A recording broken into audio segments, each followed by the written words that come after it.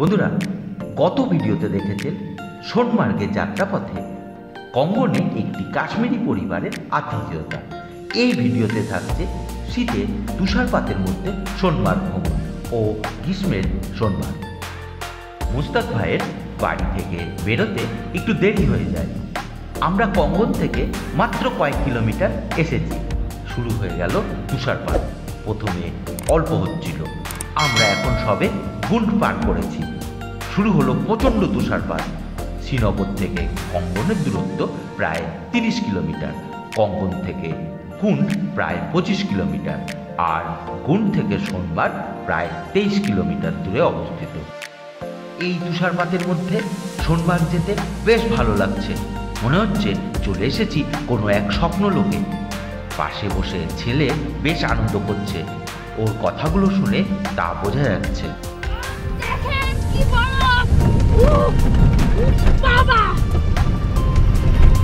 এক্ষুনি ঢেকে যাবে চারিদিক।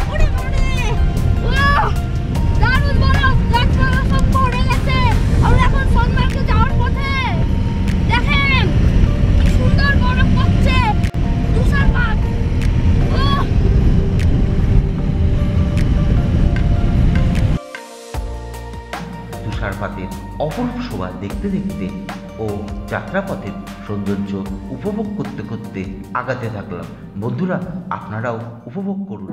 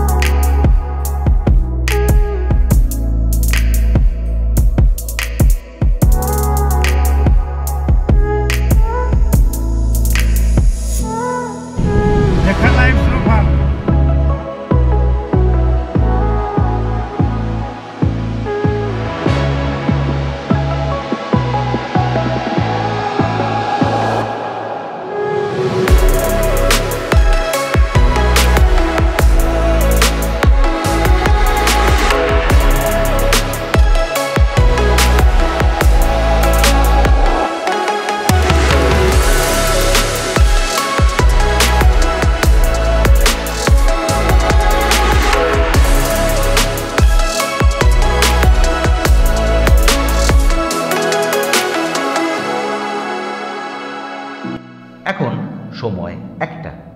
আমরা পৌঁছাই সোনমার্গে। দেখছি এখনও তুষারপাত হচ্ছে, তবে সামান্য কম।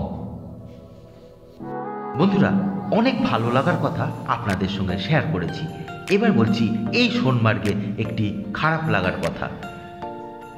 গাড়ি থেকে নামতেই কয়েকজন এসে বলল সাইট সিনে যাওয়ার কথা, কিন্তু আমি তাতে রাজি হই না, কারণ এখানেই প্রচুর পরিমাণ বরফ আছে। তখন তারা বলল তাহলে এই স্থানে গাড়ি পার্কিং করা যাবে না। ঝামেলা এড়ানোর জন্য আমি ওদের অন্যায় আবদার মেনে নিই। আমাদের বলা হলো বালতাল ও থাজিওয়াস গ্লেসিয়ার দেখাবে। গাড়ি ভাড়া ঠিক হয় 2500 টাকা।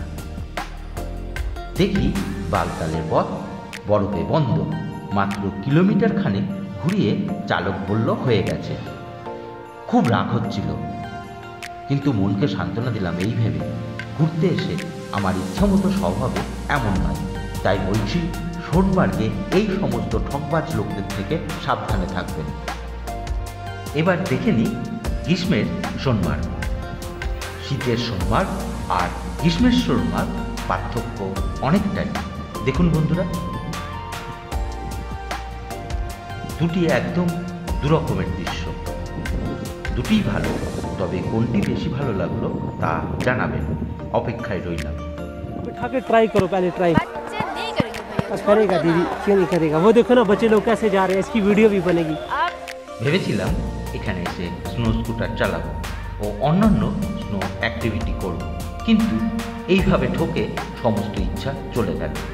যাই হোক, কিছুক্ষণের মধ্যে সব কিছু ভুলে এই সুন্দর পরিবেশকে উপভোগ করতে লাগলাম। আমরা এখানে কোনো শীতবস্ত্র ও জুতো ভাড়া করিনি, সবই আমাদের সঙ্গে ছিল। এখন এখানকার তাপমাত্রা প্রায় -3 ডিগ্রি। আমাদের শীতবস্ত্র বেশ আরামদায়ক ছিল। দেখুন, আমার ছেলে প্রায় ঘন্টাখানেক ধরে বরফের মধ্যে শুয়ে বসে আছে, ওর কোনো অসুবিধা হচ্ছে না।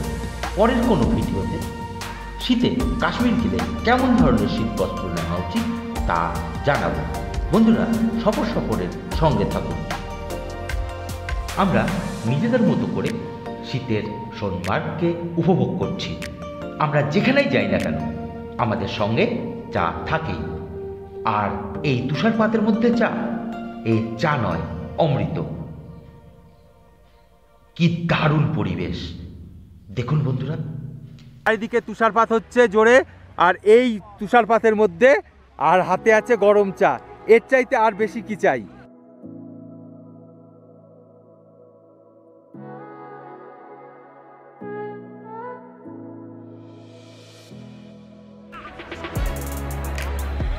বন্ধুরা চাটা খেয়ে খুব গরম করে দিল আমাকে, আর বলে দিলাম এটা যেখানে সেখানে ফেলবেন না। জম্মু কাশ্মীরে একটা কথা মনে রাখবেন, কোনো নোংরা জিনিস যেখানে সেখানে ফেলবেন না, আর প্লাস্টিকও দয়া করে ফেলবেন না, নাহলে প্রাকৃতিক দুর্যোগ হবে। দয়া করে ফেলবেন। তুষারপাত ক্রমশ বাড়ছে, সারা সোমবার সাদা হয়ে গিয়েছে। আমরা প্রায় ঘন্টা দুয়েক ধরে এই তুষারপাত উপভোগ করছি।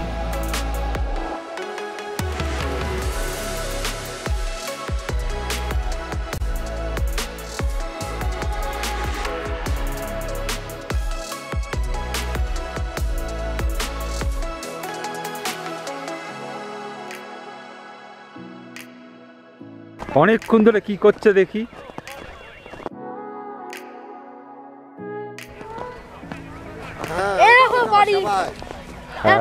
दादा एक बार इसको भी घुमाएगा, ज्यादा नहीं है। हो गया हो गया हो गया हो गया हो गया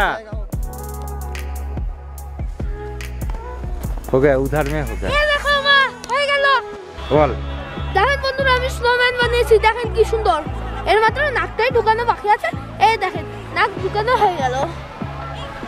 ও বন্ধুরা, যদি বাচ্চা কাচ্চারা থাকে নেই তাহলে এখানেই আসুন, বেস্ট জায়গা।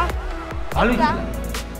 ছন্দে পতন করতে শর্মাজি বলল, প্রচুর তুষারপাত হচ্ছে, রাস্তা বন্ধ হতে পারে, তাড়াতাড়ি আসুন। আমরা ছুটে এসে গাড়িতে বসলাম। সোনমার্গ থেকে সবে কয়েকশো মিটার আগিয়ে দেখি সামনে বরফে রাস্তা বন্ধ। দেখছি সামনে ও পেছনে গাড়ির লম্বা লাইন, পাশ দিয়ে বয়ে চলেছে সিন্ধু নদী। পরিবেশটা খুবই সুন্দর। জানি না আর কতক্ষণ বলতে পারবো পরিবেশটা সুন্দর, কারণ সন্ধ্যা হতে আর বেশি দেরি নেই। রাতে এখানে থাকলে আমরা জমে বরফ হয়ে যাব। তবে আমাদের সঙ্গে আছে কয়েকটি কম্বল, চা বিস্কুট। আজ এ পর্যন্তই থাক। পরের ভিডিওতে বলবো এই পরিস্থিতি থেকে আমরা কিভাবে উদ্ধার পেলাম। বন্ধুরা, সঙ্গে থাকুন। ভালো লাগলে সফর ভ্রমণ চ্যানেলটি সাবস্ক্রাইব করতে ভুলবেন না।